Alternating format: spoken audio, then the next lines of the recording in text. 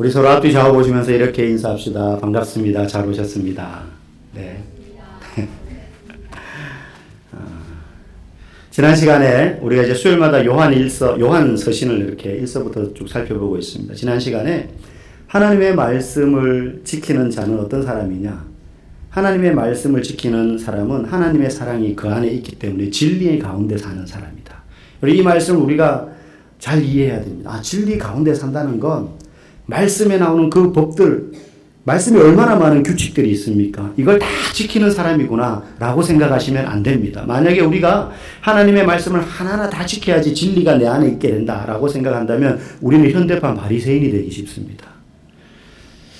하나님의 그 진리가 우리 안에 있고 그 진리 가운데 사는 사람이라는 것은 무엇이냐? 바로 형제를 사랑하는 사람이다라고 결론적으로 이야기했어요. 그러면서 중간에 왜 형제를 사랑하는 것이 진리 가운데 사는 사람이 되는 것이냐? 예수님께서 우리를 위하여 화목제물이 되셨다. 그러면서 화목제 제사에 대해서 제가 잠깐 설명을 드렸죠. 화목제는 감사제, 낙헌제, 또 서원제 이렇게 세 가지가 있는데 제물을 바치면 감사제 제사는 그날 다 먹어야 되고 서원제와 낙헌제 제사는 이튿날까지 그 태운 번제로 드린 제물을 다 먹어야 되는데 그 제물이 뭐 조그마한 제물이면 괜찮은데 소같이 큰 제물이면 혼자 그걸 하루 이틀 만에 다 먹을 수가 없어요. 그래서 그 제물이 하루나 이틀 안에 다 먹어야지 그 제사가 유효하게 되기 때문에 그때 어떻게 합니까? 번제로 다 태운 제물을 이웃들을 초청하는 거예요. 동네 사람들. 그런데 나하고 친한 몇 명만 불러가지고도 다 못 먹어요. 그러니 평소에 나하고 관계가 안 좋았던 사람, 내가 미워하고 질투했던 사람, 나하고 싸워서 말 안 건지 대화 안 한 지 오래된 사람, 그런 사람들까지 다 모아서 같이 나눠 먹을 수밖에 없어요. 그래서 먹으면서 하나님 앞에 화목제물로 드린다는 것은 바로 내 이웃들, 나와 소원한 관계에 있던 사람들, 내 주변에 있는 사람들하고 화목하게 된다는 뜻이구나. 이걸 깨달으면서 먹는 거예요. 그런데 예수님이 뭐가 되셨다고요? 하나님과 우리 사이의 관계를 다시 맺어주는 화목제물이 되셨다라고 지난주에 앞에 설명을 해드렸습니다. 그래서 그것처럼 계명을 지킨다는 것, 진리 가운데 거한다는 것은 성경에 나오는 방대한 율법의 내용을 다 지키는 것이 아니라 서로 사랑하라. 하나님과 우리 사이에 예수님이 화목제물이 되셔서 서로 화목하게 된 것처럼 우리도 내 옆에 있는 사람들을 사랑하고 화목하게 지내는 것, 이게 진리 가운데 거하는 사람이다. 이렇게 이야기를 했어요. 그리고 오늘은 7절에 이렇게 시작합니다. 우리 같이 읽어볼까요? 사랑하는 자들아, 내가 새 계명을 너희에게 쓰는 것이 아니라 너희가 처음부터 가진 옛 계명이니 이 옛 계명은 너희가 들은 바 말씀이거니와. 이 내용은 너희가 처음 듣는 게 아니라는 거예요. 옛 계명, 이미 구약에서 언급된 수많은 그 모세의 율법들이 가리키는 바가 바로 이거다. 형제를 사랑하는 거다. 600개가 넘는 그 율법의 내용을 한 줄로 줄이면 형제를 사랑하라는 거야. 예수님이 그것 때문에 죽으신 거야. 그래서 너희들은 이걸 처음 듣는 게 아니다. 이거 원래부터 너희들이 가지고 있는 옛 계명이다. 이렇게 이야기하고 있는 거예요. 그러면서 9절에서 11절 말씀 또 읽어봅시다. 빛 가운데 있다 하면서 그 형제를 미워하는 자는 지금까지 어둠에 있는 자요, 그의 형제를 사랑하는 자는 빛 가운데 거하여 자기 속에 거리낌이 없으나 그의 형제를 미워하는 자는 어둠에 있고 또 어둠을 행하며 갈 곳을 알지 못하나니 이는 그 어둠이 그의 눈을 멀게 하였음이라. 형제를 미워하는 자는 어둠 가운데 있고 형제를 사랑하는 자는 빛 가운데 있다. 계속해서 설명하고 있는 거예요. 여러분, 신앙이라는 것은 때로는 우리에게 무거운 짐처럼 느껴질 때도 있습니다. 감당하기 어려운 의무들의 어떤 연속처럼 느껴질 때가 있어요. 그래서 예수님이 또 성경 말씀이 우리에게 요구하는 것이 마치 게임의 1단계, 2단계, 3단계 클리어 해내는 것처럼 이거 지키고 나면 그 다음 이거 지켜야 되고 이거 지키고 나면 그 다음 이거 지켜야 되고 마치 순차적으로 우리에게 끊임없이 뭔가 밀려오는 요구하는, 너 이거 했으니까 그 다음 이걸 다 잘 지켜야 돼. 이거 잘 지키면 그 다음 이거 해야 돼. 마치 뭔가 게임을 클리어하듯이 계속해서 뭔가를 통과하고 더 많은 것을 지키면 우리가 더 거룩한 사람이 되어간다라고 생각하기 쉽지만 사실 신앙은 그런 게 아니에요. 오늘 본문에서 이야기하는 한 가지는 형제를 사랑하라는 거예요. 옆에 있는 지체를 사랑하라는 거예요. 여러분, 세상이 점점 어두워져 가고 우리가 입버릇처럼 이야기하잖아요. 교회 다니지 않는 사람도 그래요. 말세다 말세. 말세다 말세. 그런 시대, 죄의 그림자가 더 짙어져가는 그런 시대에 어두움을 우리 안에서 물러가게 만들고 세상에 그래도 조금이라도 우리 그리스도인들로 말미암아 어두운 곳에 빛이 비치도록 하기 위해서 우리가 말씀의 그 계명 율법을 다 지키면서 하는 것이 아니라 형제를 사랑해야 된다는 거예요. 사랑해야 된다는 거예요. 그게 십자가가 우리에게 가르쳐주는 많은 것들이 있지만 가장 중요한 것입니다. 십자가 그러면 이퀄 사랑이잖아요. 그죠? 예수님이 우리를 사랑하시지 않으셨다면 십자가를 지실 이유가 없었던 것이고요. 마치 그건 부모가 자녀를 사랑하기 때문에 가진 수고, 못 먹고, 못 자고, 못 놀고, 못 쉬고, 그러면서 자녀들을 양육하고 키우는 것처럼 예수님께서 십자가를 지신 이유도 우리를 사랑하시기 때문에 그 이유 한 가지예요. 그것도 우리가 사랑받을 만한 뭐 이쁜 짓을 해서가 아니라 전혀 사랑받을 만한 일을 하지 않은 우리가 죄인 되었을 때에 우리를 사랑하셨다고 그랬어요. 우리가 죄인 되었을 때. 여러분 부모가 자식을 사랑하는데 자식이 부모를 위해서 뭔가 사랑받을 만한 이쁜 짓을 해서 사랑하는 게 아니잖아요. 사실 금방 태에서 나와가지고 이렇게 옆에 강보로 쌓여서 누워있는 애기 보면 사랑할 만큼 이쁜 얼굴은 아니에요. 팅팅 불어있잖아요. 이게 하루 이틀, 한 달, 100일 지나면서 젖살이 점점 빠지고 이제 제살이 올라오고 빛깔도 불구스레한 빛에서 이제 점점 피부빛이 되어가고 눈도 좀 초롱초롱해지고 이렇게 되면서 이제 진짜 예쁜 얼굴이 되어가지 처음에는 하나도 안 예뻐요. 이게 내 새끼 맞나 싶어요. 그런데 부모의 눈에는 어때요? 너무너무 이쁜 거예요. 그 애가 할 수 있는 일이라고는 그저 빽빽 울고 말이죠. 싸고 젖 빨고 그거밖에 없어요. 부모를 기쁘게 할 만한 어떤 행동, 어떤 이유 하나도 없어도 부모는 그게 너무 존재 자체로 이쁜 거예요. 너무 이쁜 거예요.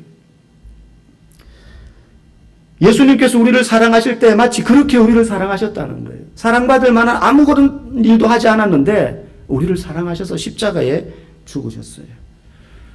그래서 그렇게 예수님이 우리를 사랑하신 것처럼 우리도 형제를 사랑하는 것이야말로 우리가 예수님 안에 말씀 안에 진리 안에 거하는 것이다 라고 오늘 본문은 반복해서 강조하고 있습니다.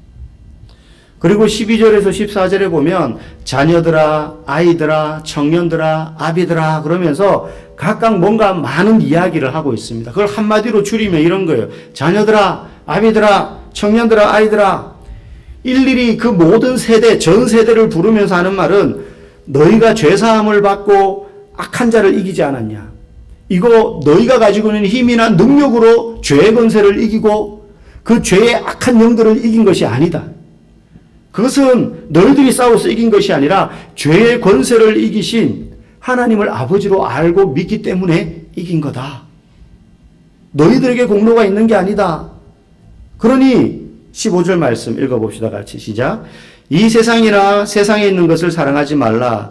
누구든지 세상을 사랑하면 아버지의 사랑이 그 안에 있지 아니하니. 너희가 죄의 권세를 이길 수 있었던 것은 너희를 사랑하시는 하나님을 아버지로 알았기 때문이다. 하나님을 나의 아버지로 알았기 때문에 이긴 거지 너희의 힘으로 이긴 게 아니야. 그러니 너희가 세상에 있는 것을 사랑하면 안 되지 않니? 이 뜻이. 너희가 사랑해야 될 대상은 오직 하나님 아버지야. 세상이 악하고 더럽고 그 추악한 죄악들을 이긴 게 너희가 아니라 하나님 아버지라면 너희가 사랑해야 될 대상도 세상이 아니라 하나님 아버지. 아무리 좋아 보이고 아무리 달콤한 것을 포장지로 사서 우리 앞에 내놓아도 그것이 선악과처럼 보인다 하더라도 너희들이 사랑해야 될 대상은 하나님 아버지다. 하나님 아버지다. 제가 지금 말씀의 제목을 알려드리지 않았는데 오늘 말씀의 제목은 믿으려 하기보다 사랑하십시오. 믿으려 하기보다 사랑하십시오. 제가 어떤 목사님의 설교를 들었는데 이런 이야기를 하시더라고요. 이제 어느 집에 믿지 않는 부모님과 교회를 열심히 다니는 외동딸이 있었어요. 근데 이 딸이 그동안 사귀던 남자친구를 결혼 승낙을 받기 위해서 부모님 집에 처음 이제 데리고 오기로 했어요, 저녁에. 그래서 부모님들도 이제 마음의 준비를 하고 있었던 거죠.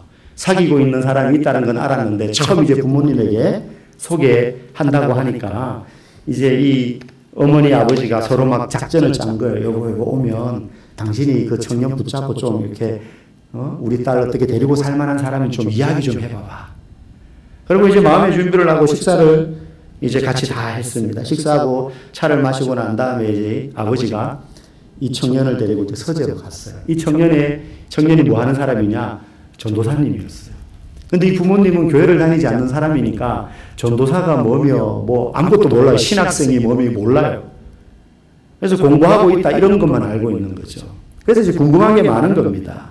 그래서 서재에 데리고 가서 아버지가 이 전도사님에게 묻습니다. 자네 내 딸과 함께 살 집이라도 준비되어 있나? 그러니까 이 전사님이 대답합니다. 네, 열심히 주의 사명을 감당하면 하나님 아버지가 다 챙겨주실 줄 믿습니다. 너무 신앙적인 이야기를 하는 거예요. 아버지가 듣고자 하는 대답하고는 뭔가 좀 달라요. 약간 삐뚤어 끝나는 것 같은데 또 물었어요. 자네 결혼하려면 비용이 많이 들 텐데 얼마나 돈을 모아놓았는가 이렇게 물었어요. 준비되어 있나 결혼 비용이. 그러자 이 전사님이 하나님 사명 열심히 감당하면 아버지께서 다 주실 줄로 믿습니다. 이렇게 또 대답을 한 겁니다. 계속 질문이 이어졌어요. 이 뭔가 명쾌한 대답을 얻지 못하니까. 그래서 아버지가 또 묻습니다. 아니 또 나중에 어떻게 저떻게 결혼을 하면 이제 애를 낳게 될 텐데 애를 낳으면 그 키우는 비용도 만만치 않을 텐데 그건 어떻게 감당할 텐가. 그러자 이 전사님이 또 똑같은 대답을 하는 거예요. 열심히 주의를 하면 하나님 아버지께서 다 주실 걸로 믿습니다. 뭘 질문해도 하나님 아버지가 다 주실 걸로 믿는다고 하니까 이 아버지가 질문하다가 이제 포기하고 나왔어요. 뭔가 시원한 대답을 못 얻은 거예요. 그리고는 이제 만남이 끝나고 인사하고 딸과 이제 예비 사위감이 되려고 하는 사람이 이제 전사님이 갔어요. 가자마자 이제 이 어머니가 남편의 팔을 잡을 겁니다. 여보, 그래. 뭐라고 하던가? 우리 딸 보낼만 하던가요? 어떻게 준비가 되어 있던가요? 딸 맡겨도 돼요? 그렇게 이제 막 물었어요. 그래서 아버지가 한참 고민에 빠져가지고 생각하다가 하는 말이 가만히 보니까 직업도 불확실하고 돈도 없는 것 같고 딸 맡기기에는 아무래도 좀 불안한데 한 가지 긍정적인 게 있어. 그게 뭔데? 이 친구가 나를 아무래도 하나님으로 생각하는 것 같아. 계속 할 때마다 하나님 아버지가 책임져 준다. 하나님이 뭔지 잘 모르겠는데 아버지가 책임져 준다니까. 이 친구가 나를 아무래도 하나님으로 너무 굳게 믿고 있는 것 같아. 라고 했대요. 여러분, 신앙생활에 있어서 믿음은 너무 중요하잖아요. 예수 믿는 사람에게 믿음을 빼버리면 사실 시체 같은 존재 아니겠습니까? 우리가 사람을 믿겠습니까? 돈을 믿겠습니까? 우리는 하나님 아버지를 믿는 사람이잖아요. 하나님 아버지가 우리를 이끌어주시고 우리의 인생을 책임져 주신다는 믿음을 가지고 살아요. 너무 귀중한 가치고요.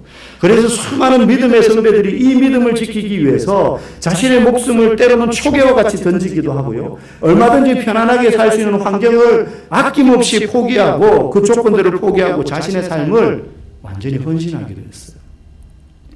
그래서 우리는 믿음이라고 하면 불가능을 가능하게 만들어주는 어떤 마법 같은 힘이나 내가 주님을 위해서 헌신하면 주님이 대신 내 문제를 해결해 주실 것이라는 어떤 약속 같은 거라고 생각을 해요. 맞아요. 믿음에 이런 기능이 분명히 있어요. 실제 대부분의 성도들이 기도할 때도 그래서 주님 내게 더 강한 믿음을 주십시오. 더 큰 믿음을 주십시오. 더 확실한 믿음을 달라고 막 기도합니다. 그렇게 기도하는 게 잘못된 기도가 아니라 옳은 기도예요. 믿음은 하나님이 주시는 선물이니까. 내가 수고한다고 그래서 그 믿음이 쌓이기만 하는 건 아니잖아요. 하나님께 구해야 되는 것이죠. 그래서 우리는 너무 믿음이 작아서 큰 믿음을 가진 사람들, 성경에 나오는 여러 인물들이나 또 TV나 집회에 나와서 간증하시는 분들, 그런 사람들에 비해서 자기는 보잘것없으니까는 그런 큰 믿음을 나에게도 달라고 우리는 간절히 구하기도 합니다. 그런데 의외로 많은 성도들이 믿음을 구하면서 하나님을 사랑하는 것에는 별로 관심이 없어요. 사실은 우리에게 충분한 믿음이 있는데도 불구하고 이 믿음이 어떻게 작용하는지를 우리는 잘 몰라요. 여러분, 어떤 사람의 믿음이 강력하게 작용하는 줄 아십니까? 누구보다도 하나님을 사랑하는 사람에게는 그 믿음이 크게 작용을 해요. 믿음이라는 게 막 있습니다 하고 막 놀라운 영적인 경험을 많이 하고 신앙의 어떤 산전수전을 다 겪으면서도 쌓이는 것이지만, 남들이 경험해보지 못한 어떤 영적인 체험들을 하면서도 믿음이 쌓이는 것이지만, 가장 중요한 건 하나님을 무엇보다 사랑하는 거예요. 아까 예수님께서 우리를 위하여 십자가에 자기 몸을 아낌없이 버렸다고 했습니다. 예수님이 우리를 신뢰했기 때문일까요? 아닙니다. 예수님은 아셨어요. 저 인간들, 내가 저것들을 위해서 저렇게 죽어도 배반하고 떠나갈 인간들 저 안에 많을 거야. 아셨어요. 그런데 사랑하니까. 십자가에서 저들을 위해서 죽었는데도 제자들 다 뿔뿔이 흩어질 거 예수님은 아시고도 그들을 위해서 십자가를 지셨어요. 왜 그렇게 하셨습니까? 그 제자들 그래도 사랑하니까. 그래서 나중에 또 찾아가시는 거잖아요. 그들과 함께 먹는 거잖아요. 그것처럼 우리가 믿음을 달라고 기도하지만 사실 그것보다 더 중요한 건 주님을 사랑하는 거예요. 주님을 사랑하는 거예요. 앞에 말씀드린 그 수많은 믿음의 선진들이 자신의 그 편안할 수 있는 환경, 얼마든지 높은 자리에 올라가서 그것을 잘 활용해가지고 더 많은 사람들이 선한 영향력을 물론 끼칠 수도 있는 그런 위치에 있었던 사람들이 그걸 다 포기하고, 그 재산 포기하고, 그 지식 학식 포기하고, 명성 포기하고 120년, 150년 전에 이 조선 땅에 왔잖아요. 그 선교사들이. 그 왜 왔습니까? 지금도 양화진에 가면 그때 조선 땅에서 선교를 하다가 이 땅에 죽어서 이 땅에 묻힌 분들이 있어요.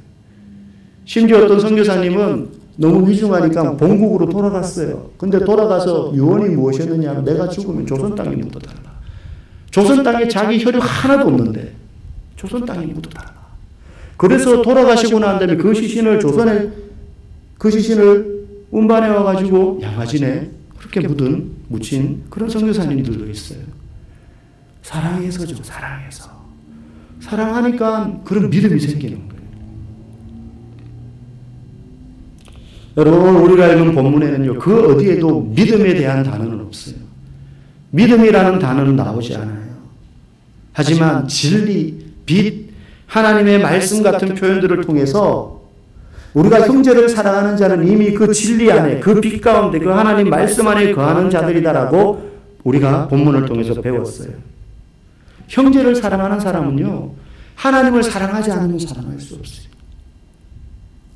하나님을 사랑하는 자가 형제를 진심으로 사랑할 수 있어요. 여러분, 예수님께서 나를 어떻게 사랑하시는지를 아는 사람은 그 사랑 때문에 형제를 사랑하는 거예요. 내가 성품이 좋아서 정이 많아서 사랑할 수 있는 것 아닙니다.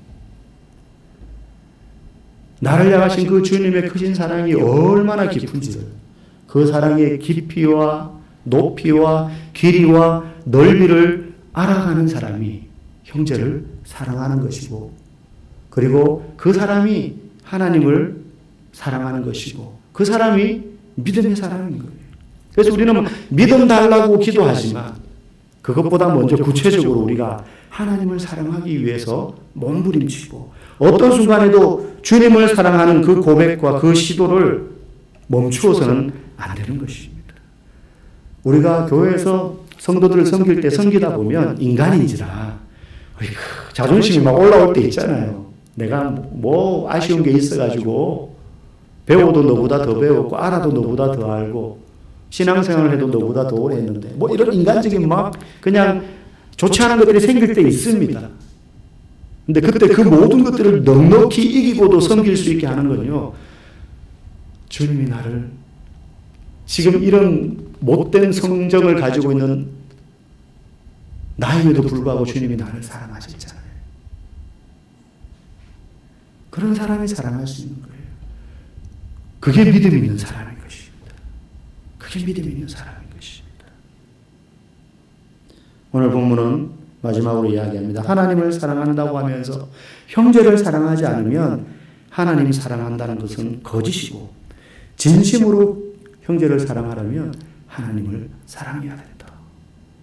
그러니 우리 모두가 믿으려 하기보다 하나님을 사랑하고 그 사랑을 바탕으로 형제들을 사랑하는 그런 믿음의 사람 아름다운 믿음의 공동체, 사랑의 공동체 이루어갈 수 있기를 주님의 이름으로 간절히 축복합니다.